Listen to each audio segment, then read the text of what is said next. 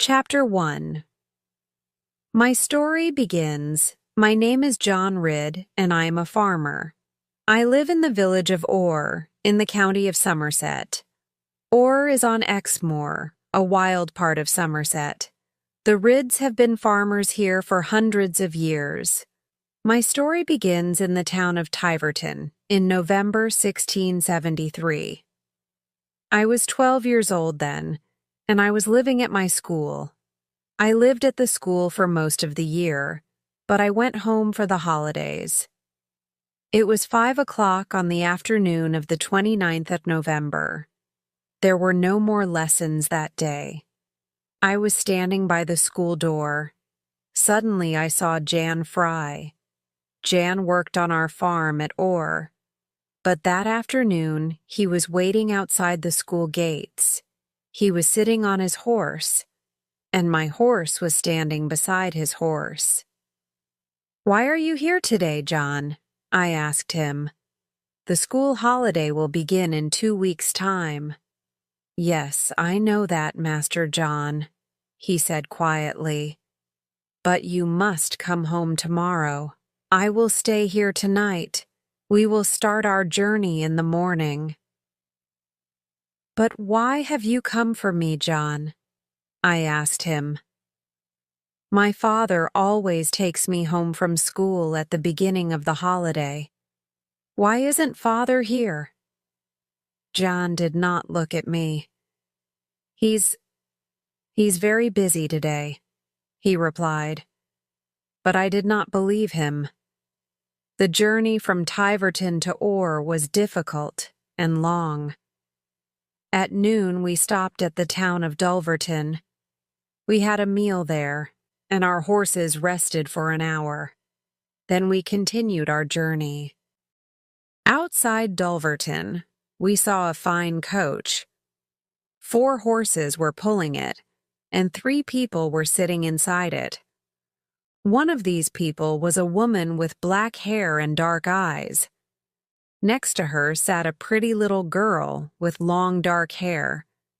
The third person in the coach was a lady, a very beautiful lady.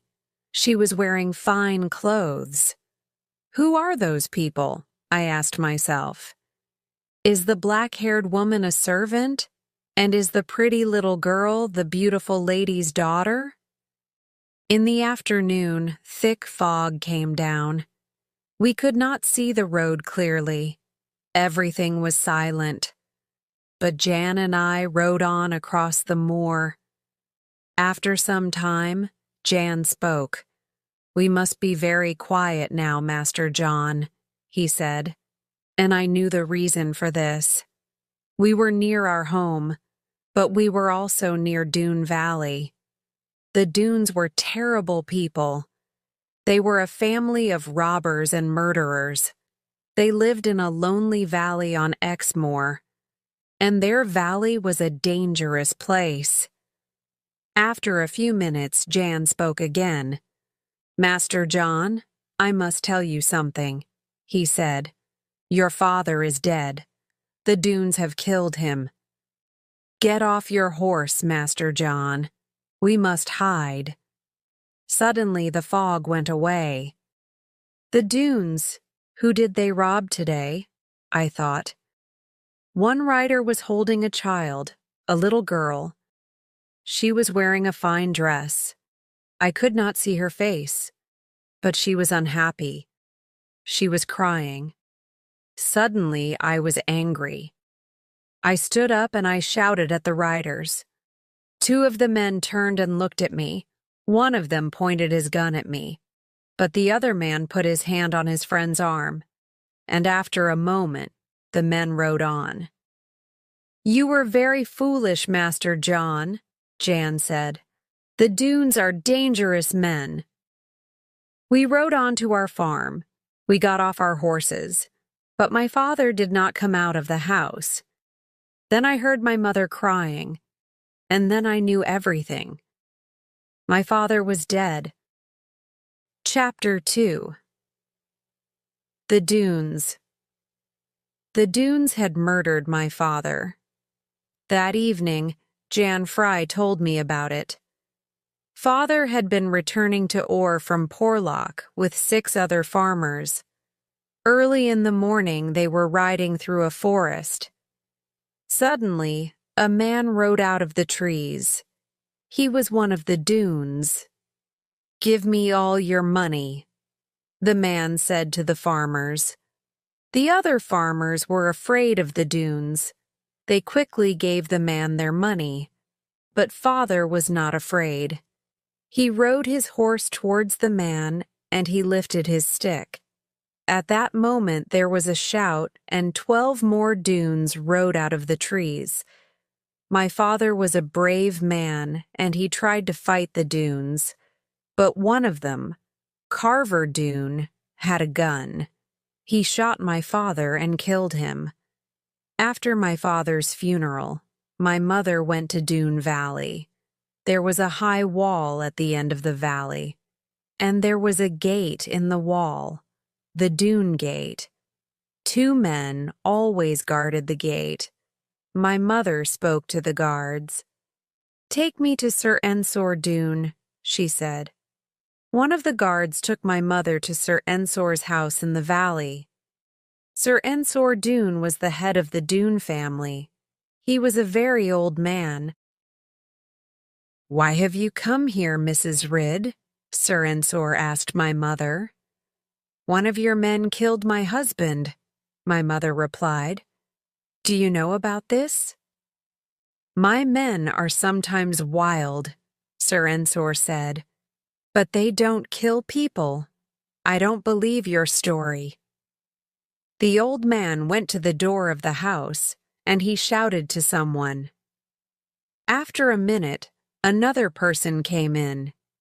He was a gray-haired man with a long beard. "Listen to this woman's story," Sir Ensor said. Mother told the story again. "That story is not true," said the gray-haired man. 4 of our young men went to Porlock that day. Only 4. Some farmers attacked them in the forest. One of the farmers, a big, strong man, knocked 3 of our men to the ground. He was going to kill them. Then Carver used his gun. He had to kill the farmer. Sir Ensor Doone believed the man's story. My mother returned home sadly. After my father's death, I did not go back to school. I lived on the farm with my mother and my sister Annie. But I took my father's gun and I used it every day. After a few weeks, I could shoot well. Everybody was frightened of the Doones. Carver Doone had killed my father, but nobody had punished him. One day I will kill him, I said to myself. Many years later, I heard more about the Doones. Sir Ensor Doone had come to Exmoor from Scotland in 1640. Before that, Sir Ensor and his cousin, Lord Dougal, had owned a lot of land in Scotland, but the 2 men were not friends. They argued about the land. They went to the law courts in London. There was a trial, and Sir Ensor lost all his land. After the trial, Sir Ensor and his family came to Exmoor. They built their houses in a lonely valley. At first, there were only 12 Doones, and at first, the farmers of Exmoor were their friends. The farmers took them food. They tried to help the family. But soon, Sir Ensor's sons grew big and strong. Then they began to steal from the farmers. They stole their animals, and sometimes they stole the farmers' daughters too. They took the girls and married them. Soon, everybody on Exmoor hated the Doones. Chapter 3. Lorna. In February 1676, I was 14 years old, and one sunny February afternoon, I went fishing. The Lynn River passed near our farm, and 2 miles from the farm, Bagworthy Water and the Lynn River joined together. That was a good place for fishing. I often caught loach there. Loach are small, delicious fish. We all like to eat them. That February afternoon, I went to my fishing place and I sat on the riverbank, but I was not lucky. After 2 hours, I had not caught any fish.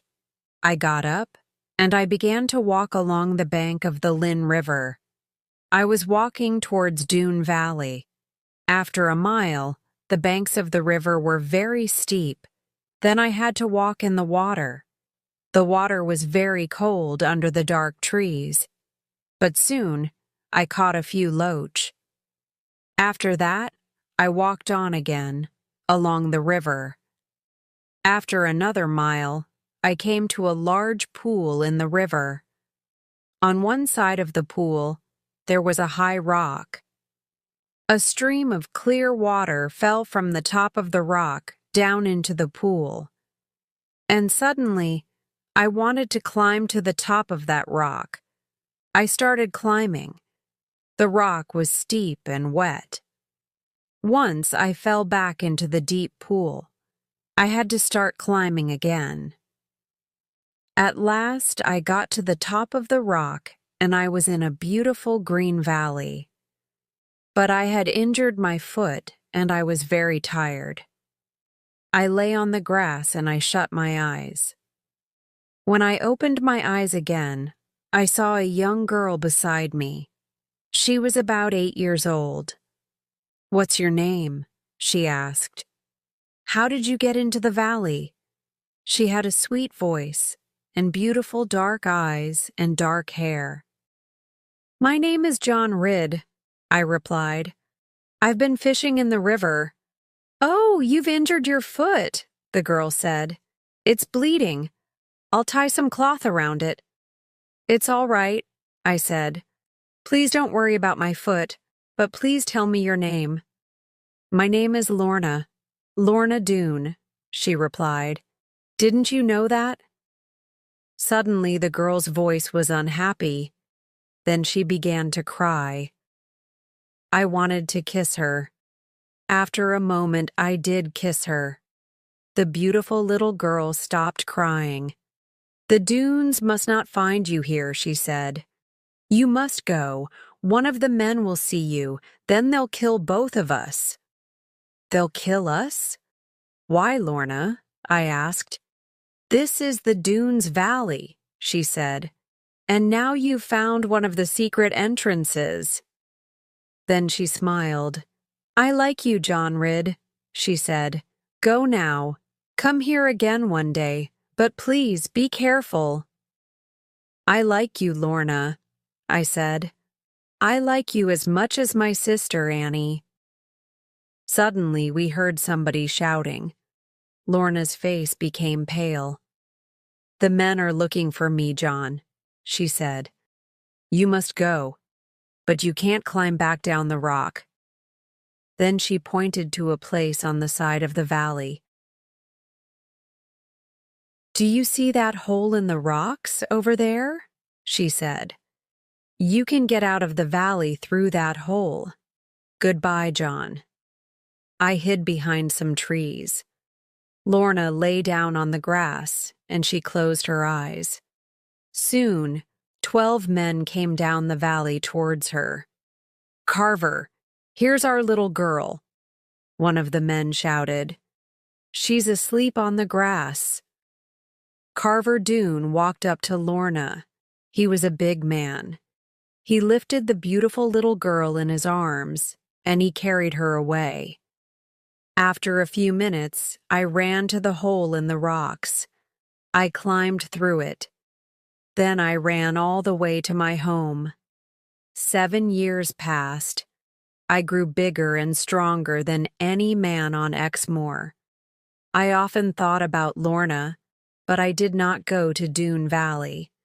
I worked hard every day. I did not leave the farm very often, but we often had visitors at our house. Sometimes Tom Faggus visited us.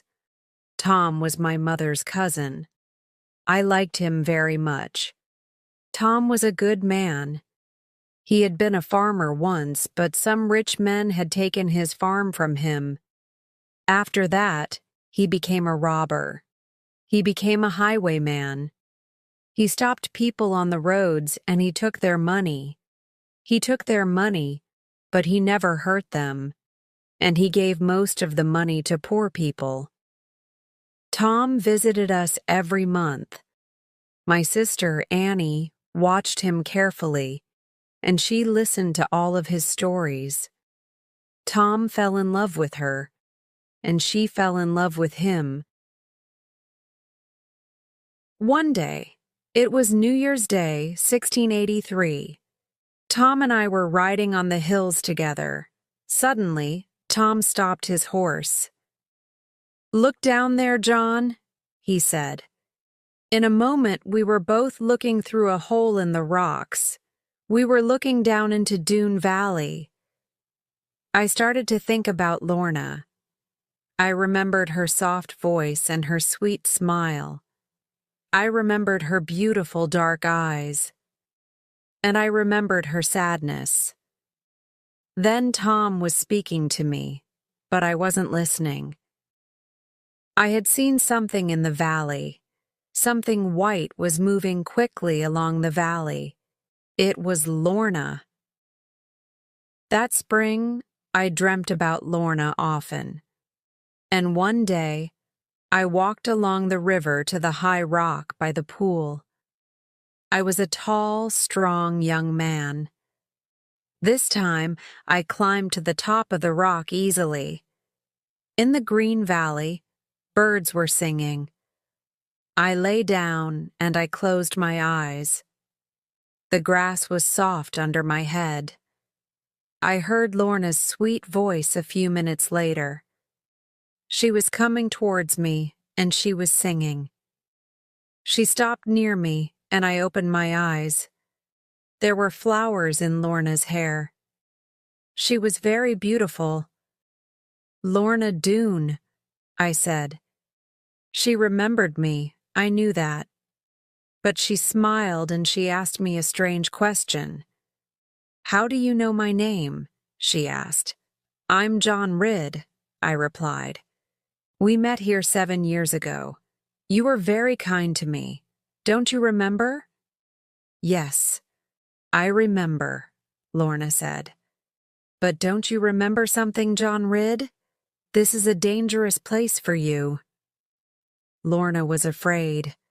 I looked at her big dark eyes, and suddenly I loved her. I loved her very much. At last I spoke. "Yes, it's a dangerous place for me," I said. "And you are afraid. Please don't be afraid, Lorna. I'll go now, but I will come back another day." Lorna smiled and I touched her white hand. Then we said goodbye. Chapter 4. The Sign. 2 weeks later, I saw Lorna again. I went into the valley and she took me to a secret cave near the pool. She told me more about herself. "Only 2 people talk to me," she said. "One is my grandfather, Sir Ensor Doone. The other is my servant, Gwenny. My father was Sir Ensor's eldest son, but I don't remember my mother or my father." "I'm not happy here, John," said Lorna. "The valley is beautiful, and Sir Ensor often says, 'One day, this valley will belong to you.' But I don't want to live with the Doones. All around me are robbers and murderers. I often come to this cave. I can be alone here." "Carver wants to marry me, John," Lorna said. "He's strong and brave, but he's a cruel man." She began to cry. "You must go now, John," she said. "But I want to see you again soon. Please make me a promise. Come to the valley often. Try to come every day. Sometimes I'll put a black coat over the white stone outside the cave. You'll see the coat from the hill above the valley. Then you must come to the cave. I'll be waiting for you. The coat will be our secret sign." I was very busy during the next 2 weeks. I worked very hard on the farm. Each day I went to the hill above Dune Valley, and each day I looked for Lorna's sign, but I did not see it.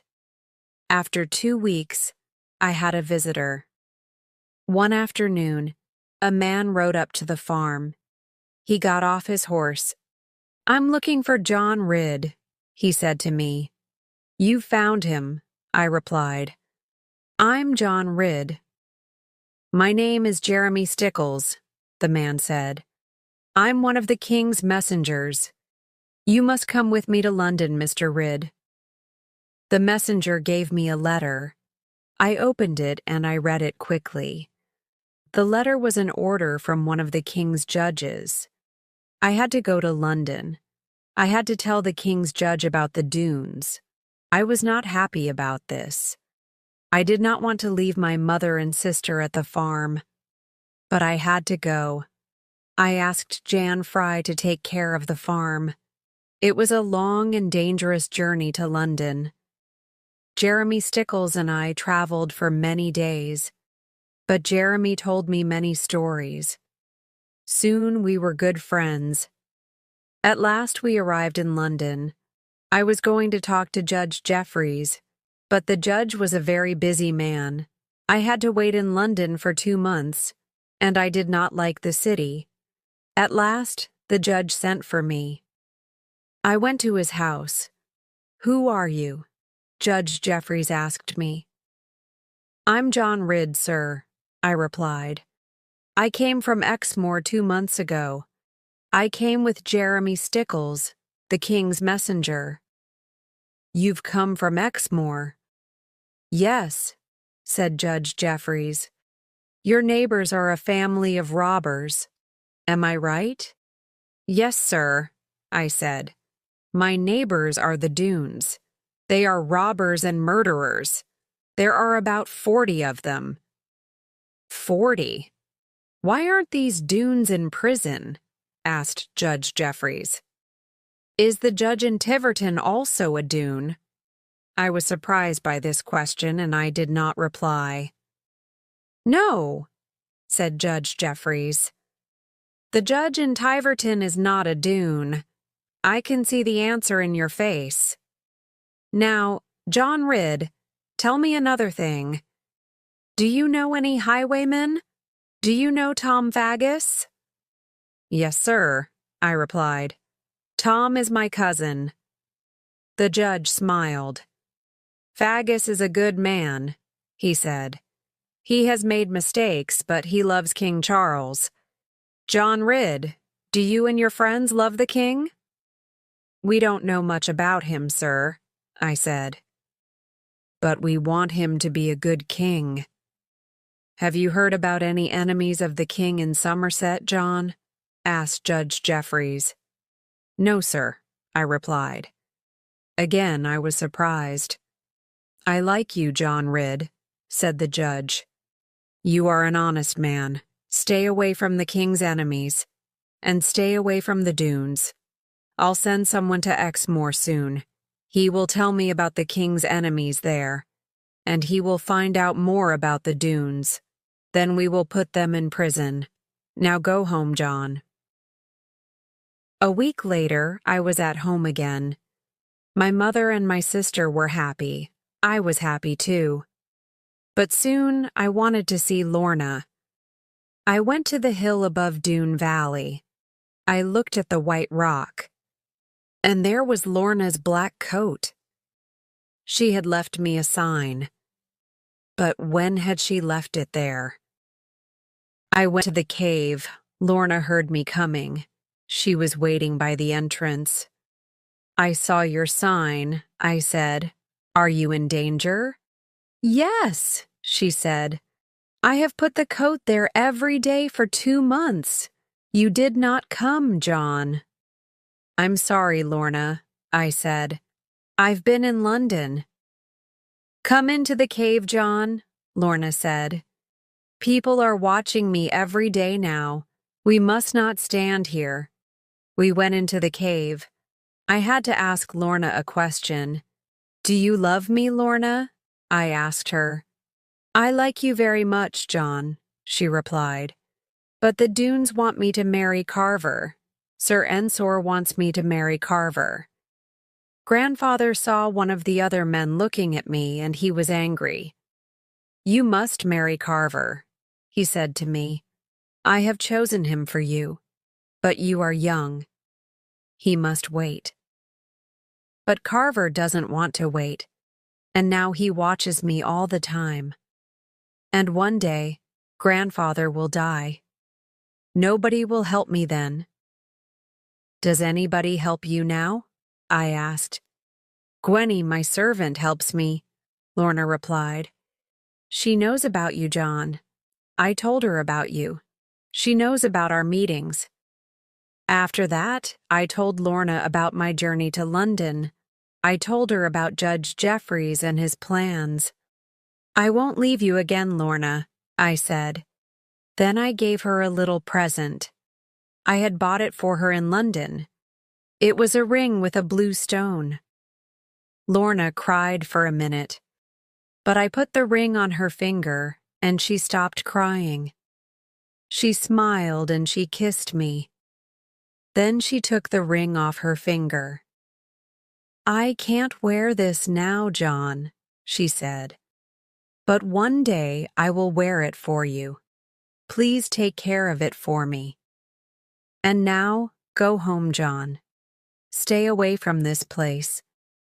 I will send a message to you soon. Chapter 5. The Message. I went to our meeting place the next morning, and Lorna was waiting for me. Oh, John, she said. I am a prisoner in the house now. Carver watches me all the time. Lorna, do you love me? I asked. I love you, Lorna, and I want to marry you. I do love you, John, Lorna said. But we can never get married. We met in the cave the next morning, and the next. But after that, Lorna did not come to our secret place. What had happened to her? I did not know, but I was very worried about her. One day, I made a plan. I will go to her house tonight, I thought. I will go into the valley through the Dune Gate. The Dune Gate was at the end of the valley. It was not one of the secret entrances to the valley. Sometimes people from Exmoor had to visit one of the Dunes houses. They went into the valley through the Dune Gate, but it was a dangerous place. There were always 2 guards with guns outside the gate. That night, I was lucky. I went to the gate after dark. The 2 guards were drinking brandy and they were arguing. And soon they began to fight. I did not have to speak to them. I moved quickly past them in the darkness, and they did not see me. I found Sir Ensor's house. Lorna lived there. I knew that. But which was the window of her room? I did not know. I was afraid, and I did not call her name. I waited in the dark, near the house. After an hour, Lorna suddenly opened a window. She put her head out of the window, and she looked sadly at the moon. Was she thinking of me? I called to her quietly, and she looked down at me. John, she said, are you mad? I wanted to see you, I said. Why are you a prisoner here, Lorna? My grandfather is very ill, she replied. He will die very soon. I can't leave the house. Gwenny can't leave the house. The men watch us. My grandfather will die. Then I will have to marry Carver. I'm in danger here, John. You must help me. There is a very tall tree behind you, Lorna said. Do you see it? You will be able to see it from the hill outside the valley. Look at it every day. There are some birds' nests in it. There are 7 of them. One day, Gwenny will climb the tree and take away one of the nests. Then you must come immediately. I will be in very great danger.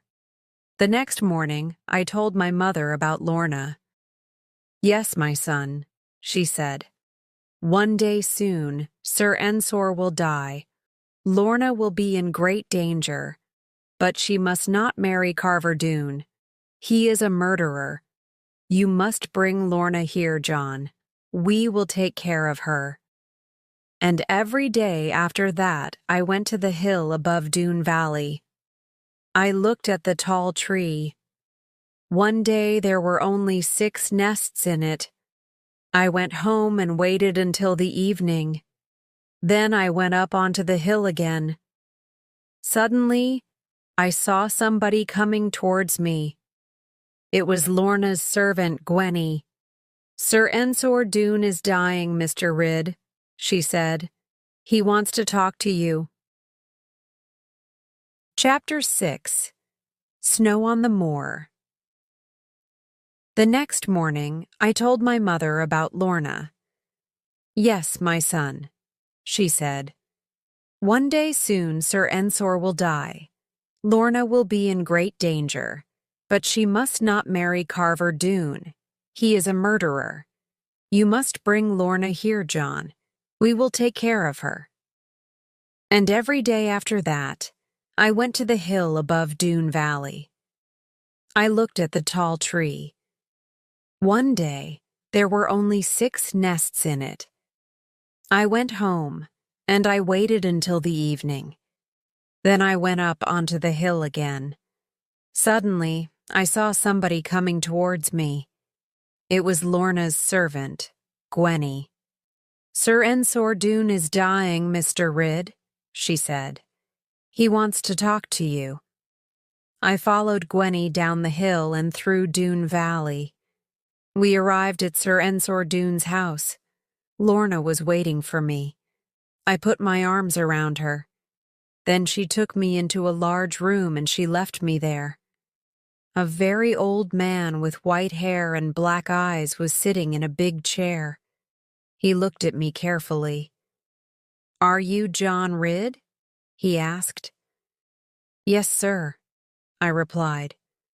Are you feeling better, sir? John Ridd. Why do you meet Lorna? The old man asked. I love her, sir, I replied. I'm a farmer, and Lorna comes from a rich family. I know that. But the Ridds have been honest men for hundreds of years, and the Doones have been robbers and murderers for 40 years. I had spoken foolishly. Sir Ensor will be angry with me now, I thought. But my words were true, and the old man was not angry. He spoke quietly and sadly. You must make me a promise, John Ridd, he said. You must never meet Lorna again, and you must never speak to her again. Now bring her here to me. I found Lorna and I took her back to Sir Ensor. The old man saw my arm around her shoulders. He saw her hand in my hand. You young fools, he said. We'll be happy fools together, sir, I said. Lorna kissed me. Then she said, I love him, grandfather. Then be fools together, the old man said. I cannot help you. His voice was very tired. I said goodbye to Lorna, and I left the house. A few weeks later, Sir Ensor Doone died. A lot of snow fell on Exmoor that winter. The snow was very deep, and everything on the moor was white. I worried about Lorna. Was she warm and dry? Did she have enough food? I wanted to go to her. The Doones will not travel in this weather, I thought. I will go to the valley today. Nobody will see me. I will be safe. That evening, I took our sledge and I pulled it over the frozen ground. I pulled it down into Dune Valley. I went through the hole in the rocks. It was a difficult journey in the snow, but at last I was standing in front of Lorna's house. I knocked on the door and Gwenny opened it. Inside the house, Lorna was lying in a chair. Her face was pale, and she was very weak. "John, you've come to see me," she said quietly. "I'm in trouble, John. Grandfather died and Carver wanted to marry me immediately. I said no. Now the men won't give us any food. We're prisoners here." "You must both come home with me," I said. "You must come now. Mother, Annie, and I will take care of you both." I lifted Lorna in my arms, and Gwenny followed us outside to the sledge. Lorna lay on the sledge, and soon we began our journey through the night. I pulled the sledge, and Gwenny walked beside me. After 2 hours, we arrived at my farm. My mother and sister met us near the house, and we carried Lorna inside. We gave her and Gwenny some good hot food. My mother looked at Lorna. "Sweet child," she said, "you are welcome here." Lorna smiled. "Thank you," she said. "You have saved my life." More snow fell during the next few days. "The weather will be better soon," I told my mother. "Then the dunes will search for Lorna. They will come here. We must be ready for them." But after the snow, there was heavy rain. It fell for many days. The snow turned to water, and the Lynn River ran fast through Dune Valley. Horses could not cross the river. Nobody could leave the valley. Nobody could come for Lorna. Chapter 7. The Fight at the Farm. One rainy day, Tom Faggus arrived at our farm. He wanted to see Annie, and he brought some good news with him. "I've bought a farm," he said to Annie. "I'm going to be an honest man from today." Then he looked at my mother. "And I want to marry Annie, Mrs. Ridd," he said to her. "We will be happy together." Mother and I were not surprised. Tom loved Annie, and she loved him. We knew that. We were all happy that day. Then I told Tom about my love for Lorna, and I told him about Sir Ensor Doone and his family. "Lorna and Gwenny live with us now," I said. "They must never go back to the dunes." Tom left us the next morning, and the next evening, Jeremy Stickles arrived at our farm with some soldiers. He had returned to Somerset some weeks before. He told us about his work on Exmoor.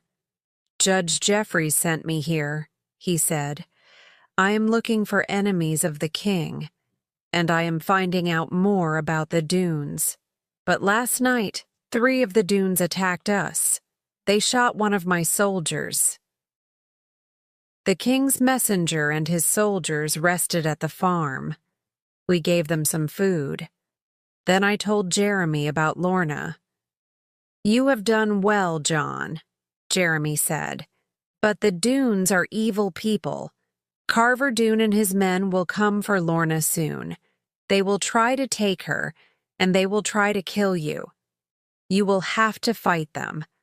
I must leave tomorrow, but 6 of my soldiers will stay here with you."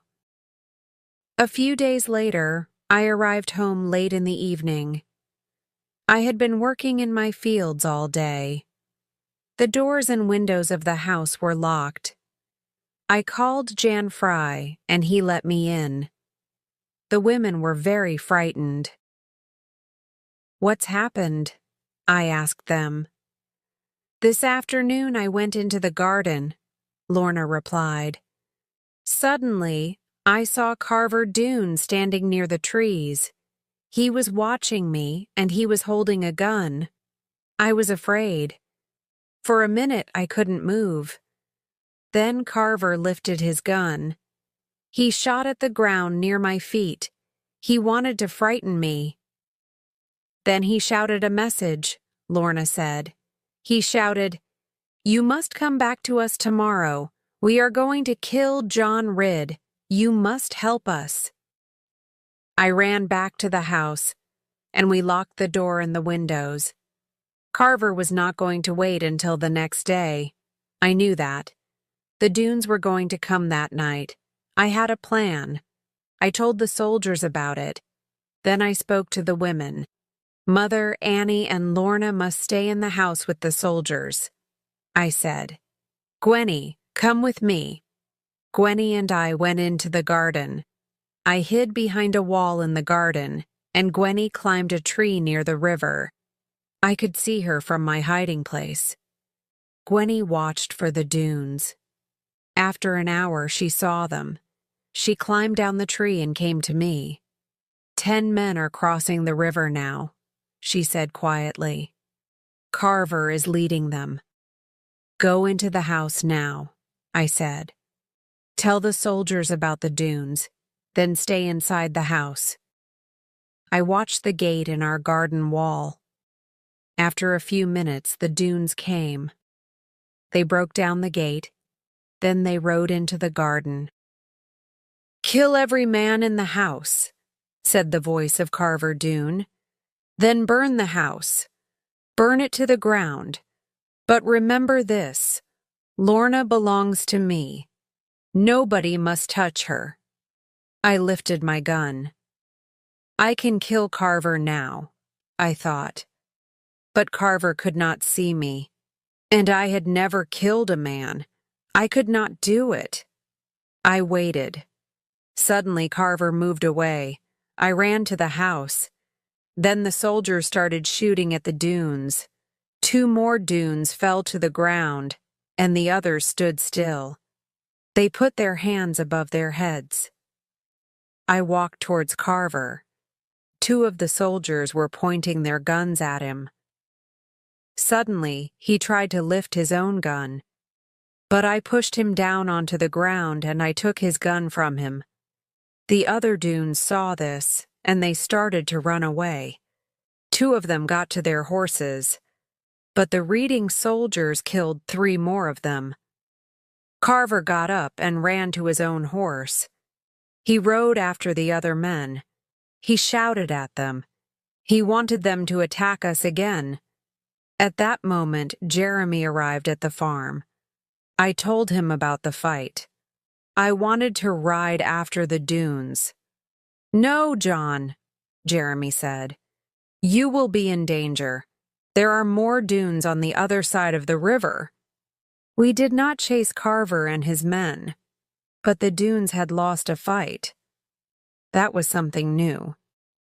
Chapter 8: The Truth About Lorna. A few days later, Jeremy Stickles told me a strange story. It was late in the evening. The women had gone to bed. "John, I must tell you something," Jeremy said. "You won't like it, but you must hear it." "Tell me, Jeremy," I said. "Yesterday, I was riding back from Dulverton," Jeremy said. "It was late in the afternoon and I was tired. I wanted to rest, and I wanted some food. I stopped at an inn near the sea.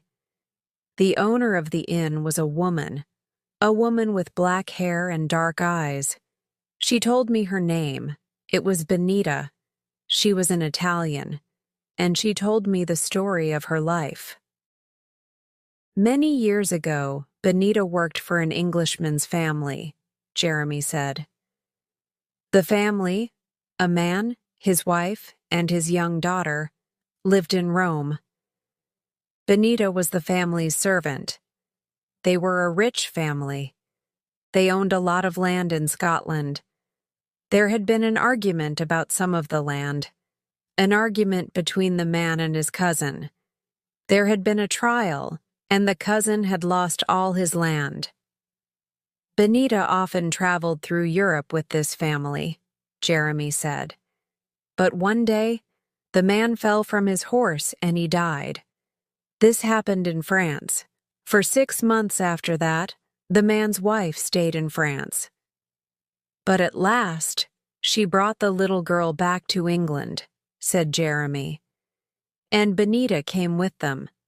The family owned a house in Watchet. The 3 of them were going to live there. One November afternoon, they were traveling in their coach, said Jeremy. They were on the road to Watchet. They were near the sea.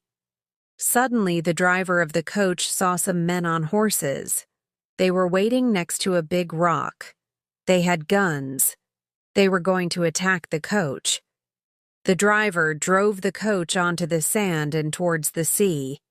He tried to escape from the robbers, but the robbers followed on their horses. The wheels of the heavy coach went deep into the sand. The coach could not move quickly. The lady in the coach saw an old man riding with the robbers. She spoke to Benita. She said, "I know that man.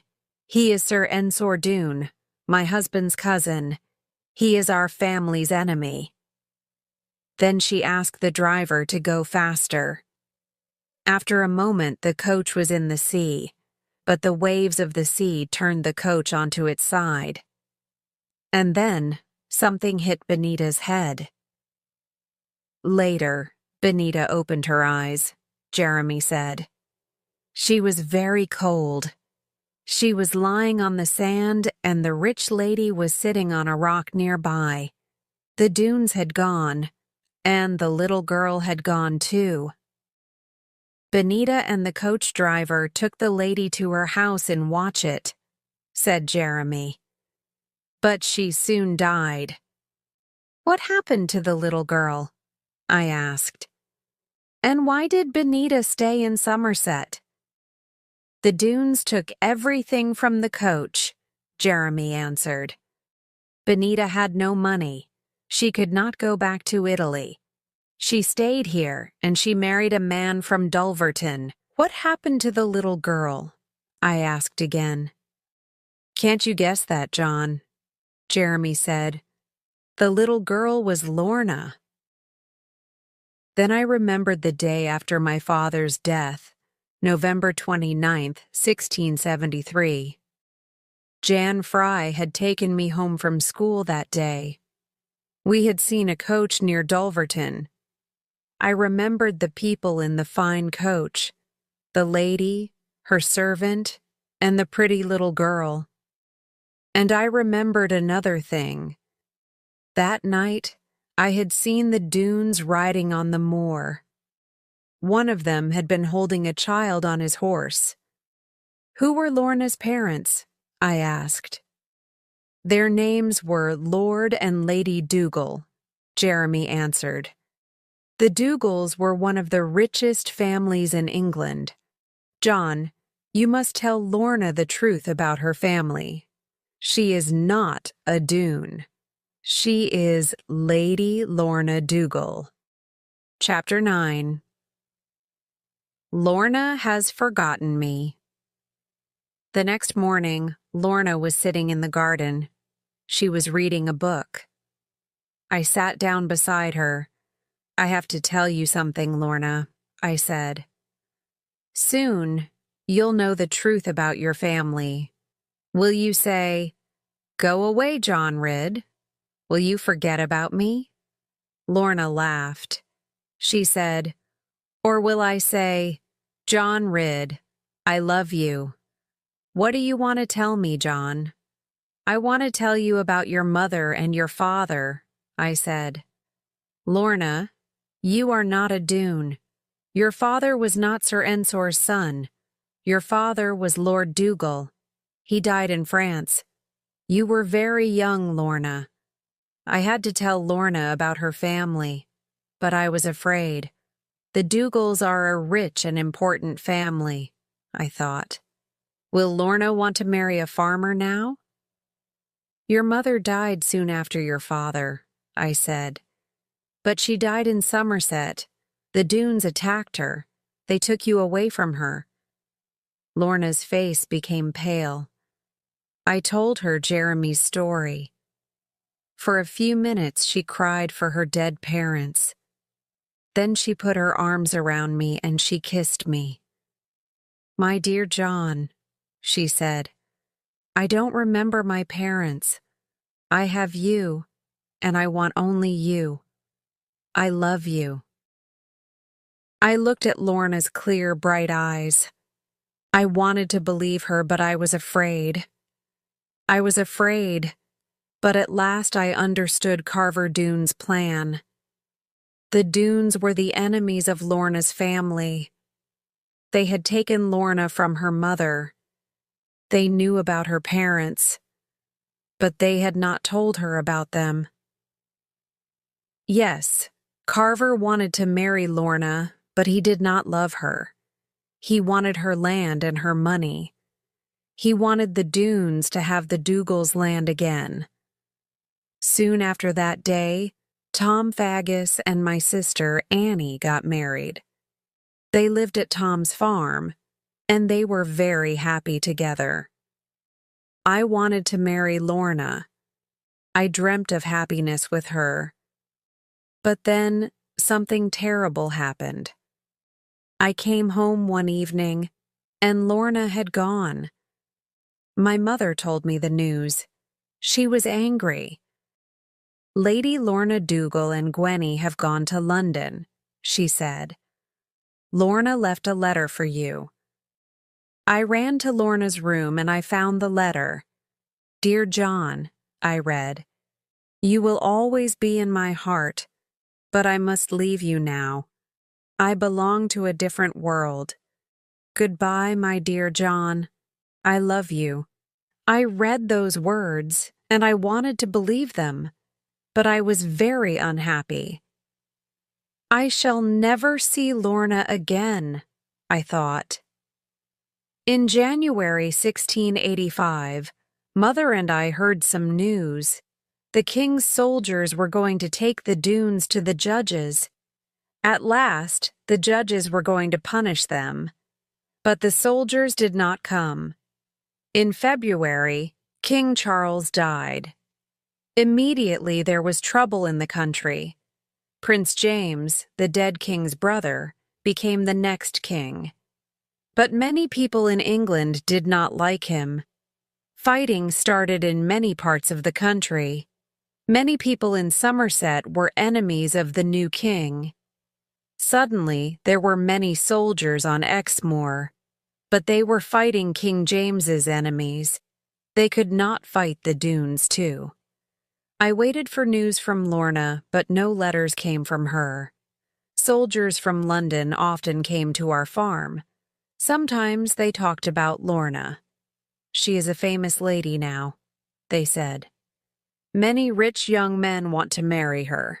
Lorna has forgotten me, I thought sadly.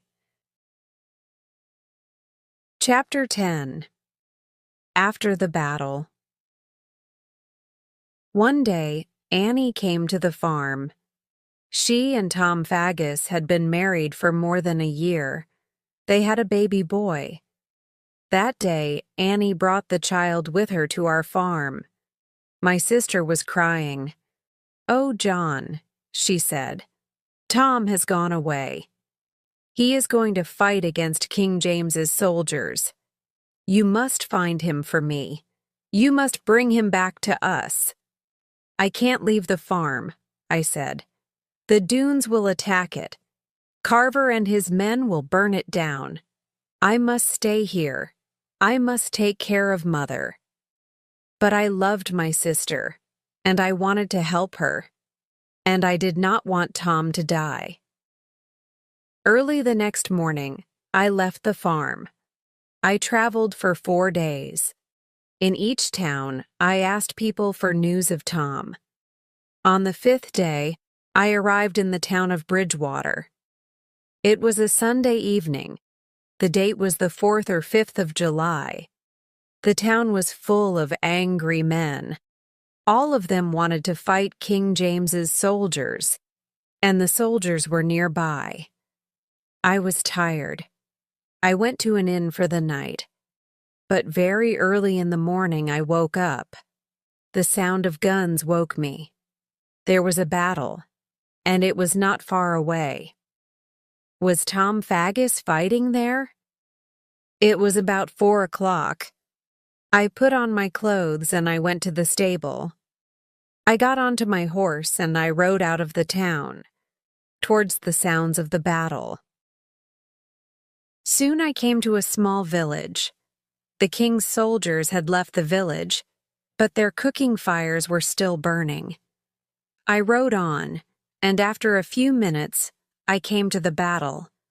The noise from the guns was terrible. The screams of dying men were terrible too. Men with blood and dirt on their faces were running away from the battlefield, but many lay on the ground. Most of them were dead.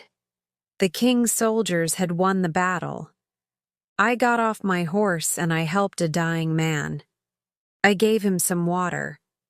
Then a strange thing happened. A horse without a rider came towards me. It pushed its head against my neck. I knew that horse. She was Tom's horse, Winnie. She looked down at me. Then she turned and began to walk away slowly. Winnie wants me to follow her, I thought. So I got back onto my horse and I followed her. She led me to an old building on a farm. I went inside the building. Tom Faggus was lying on the floor. His shoulder was badly injured. There was blood on his clothes. I quickly cut a piece of cloth from my coat and I tied it around Tom's injured shoulder. Then I gave him some water. He drank it slowly. Is Winnie injured? Tom asked me. No, she isn't injured, Tom, I replied. Please lift me onto her back, John, said Tom. She's a fast horse. She'll take me home safely. I took Tom outside, and I lifted him carefully onto Winnie's back. I'll be safe now, Tom said. No horse can run as fast as Winnie. I watched Winnie taking Tom away. Then I lay down in the old building, and I slept for many hours. Suddenly, I woke up. There were men standing around me. They were the king's soldiers.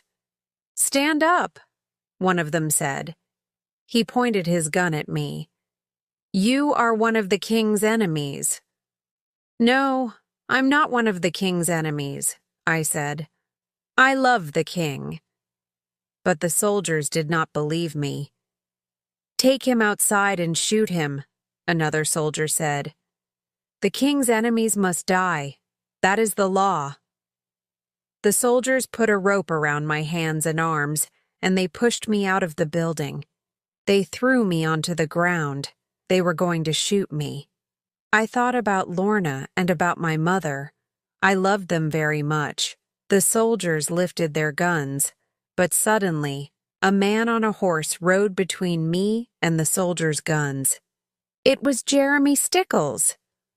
Wait, Jeremy shouted to the soldiers. Don't shoot. Then he spoke to me. John Ridd, you are my prisoner now, he said. Jeremy took the rope from my arms, and we both got onto our horses. We rode away from the farm. Thank you, Jeremy, I said. You saved my life. The Dunes attacked my soldiers at your farm, said Jeremy. You helped my men that day, and now I've helped you. But you are in danger, John. The soldiers will tell the judges about you. You must go to Judge Jeffreys in London. You must tell him your story. Chapter 11. At Lord Brandier's house, I was in London for 2 months. During that time, I met Judge Jeffreys again. The judge remembered me. He listened to my story and he believed me. And after 5 weeks, I saw Lorna. Lorna was living at the home of her uncle, Lord Brandir. Lord Brandir was the brother of Lorna's dead mother. He was an old man, and he was a friend of King James. He lived in a large house in Kensington near London with many servants. I wanted to see Lorna very much. Does she remember me? I asked myself. Does she still love me? Many people talked about the beautiful Lady Lorna Dougal. I learnt many things about her. Many rich and important young men wanted to marry her, and Queen Mary liked her very much. The two women often met and talked together, and on Sundays they went to a church in London together. One Sunday, I went to the church. I sat in a corner of the church and I waited for Lorna. After some minutes, King James and Queen Mary entered the church. Many great lords and ladies followed them, and then Lorna came in. She was wearing a white dress. She was very beautiful. I loved her more than ever. Suddenly, Lorna turned her head and she saw me. She smiled. Then she sat down next to the Queen. She was once my friend, Lorna Doone, I thought. But now she's the Queen's friend, Lady Lorna Dougal. A few minutes later, a thin young man with yellow hair walked towards me.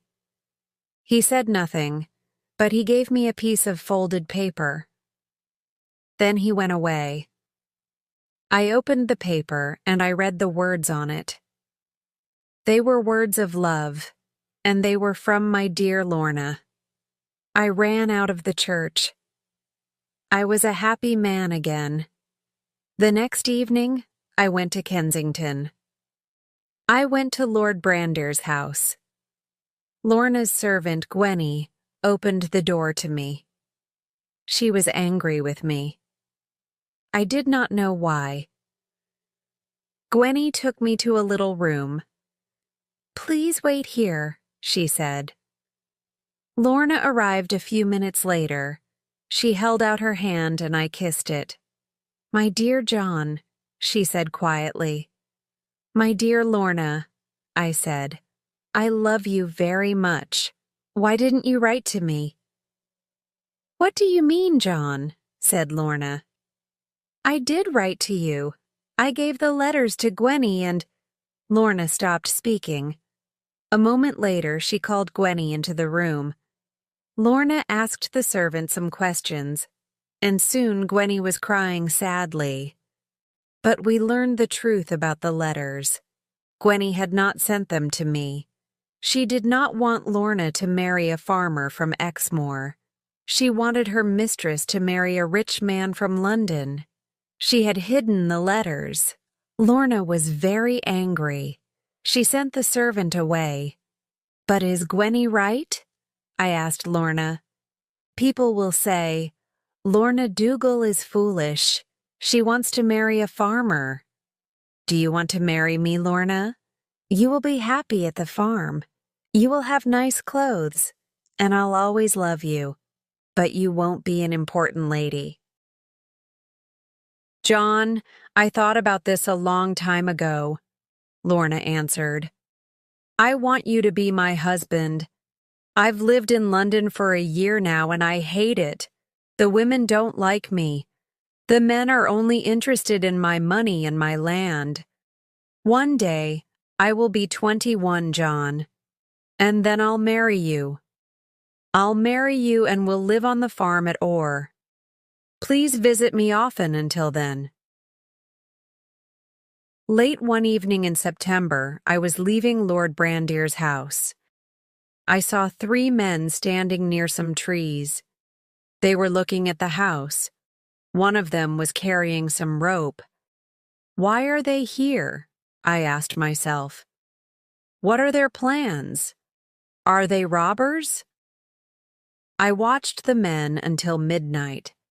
At midnight, the street was very dark, and no lamps were burning in Lord Brandier's house.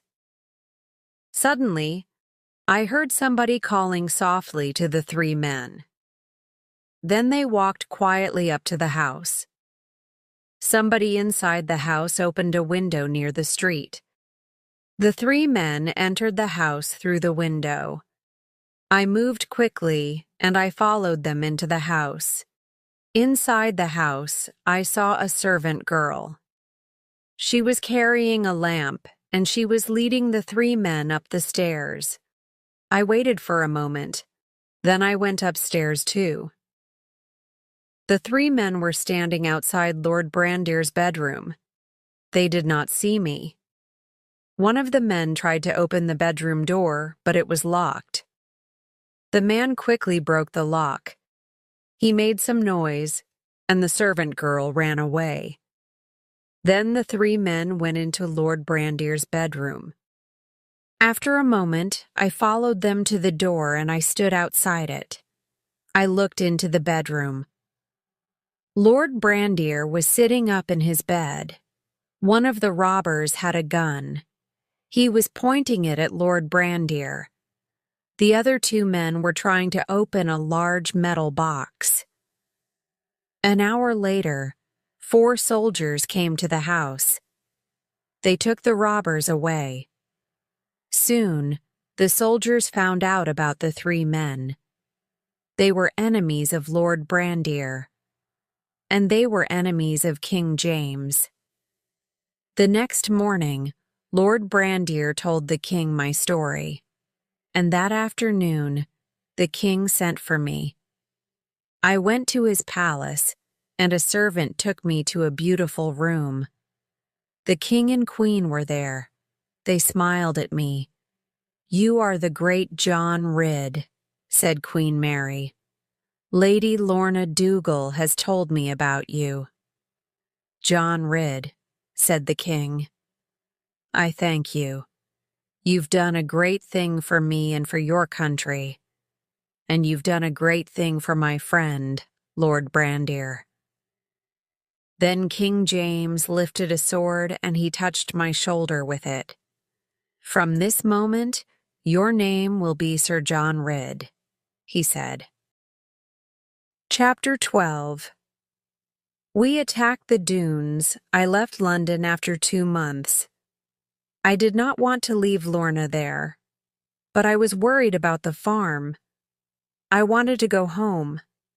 I wanted to see my mother and Jan Fry, and I wanted to see Annie, Tom, and their son. In December, I was at home on the farm. My family was happy, and I was happy too, and I wrote to Lorna very often. But that winter, there was more trouble on Exmoor. The dunes were making the trouble.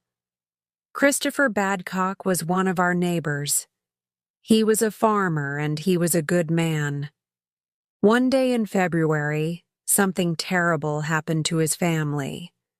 Carver and some of the other dunes went to the Badcock's house. Christopher was not there. He was working in his fields.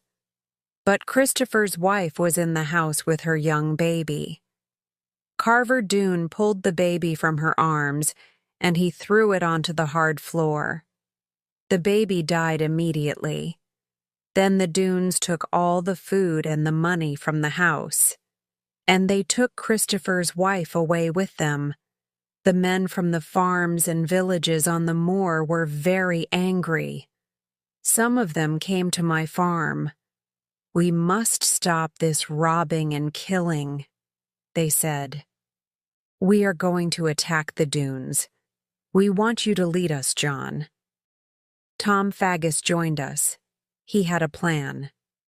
"The dunes like gold," he said. "They like it very much. We'll tell them a story about some gold. We'll say, 'There's a lot of gold in the mine at Wizard's Cave. 4 men are going to take it across Exmoor on Friday night. The dunes will want that gold. Some of them will go to the mine late on Friday afternoon. and some of our men will be waiting for them. Then I and some of the other farmers will attack the dune gate, said Tom. There won't be many dunes in the houses in the valley.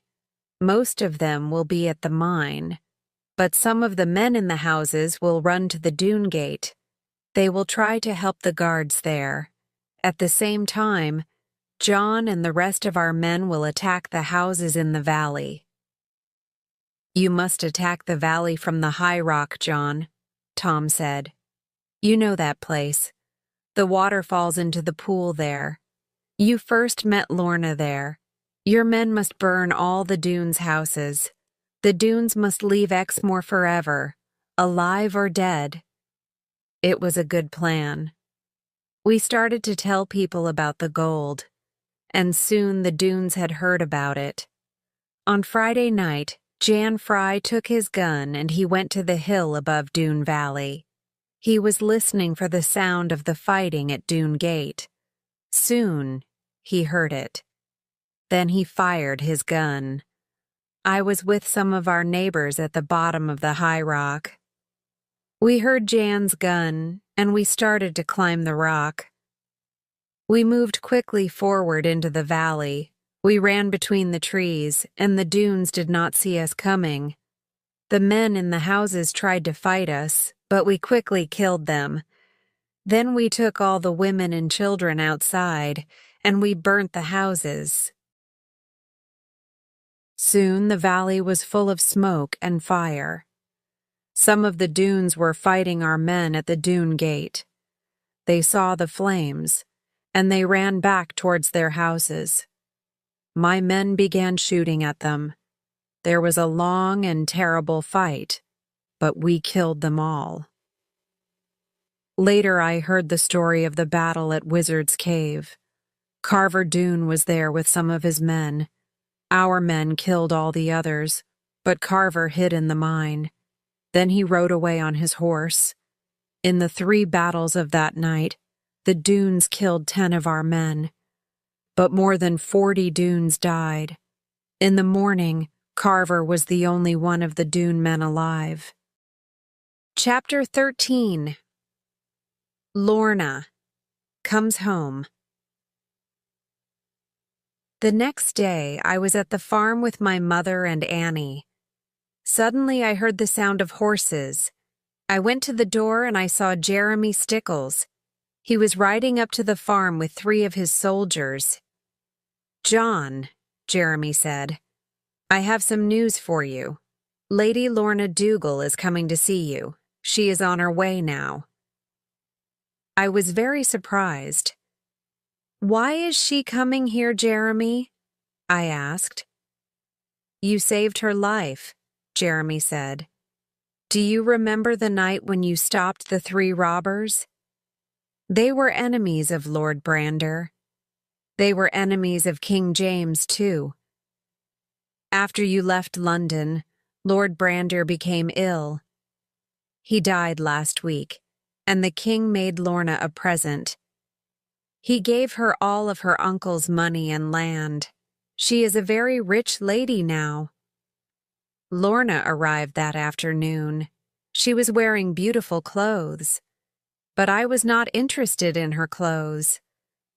I looked at her sweet, smiling face, and I was happy.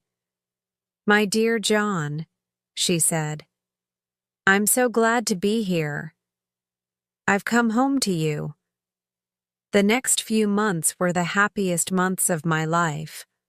I loved Lorna very much, and I wanted to marry her. She loved me too, but I was not sure about her feelings.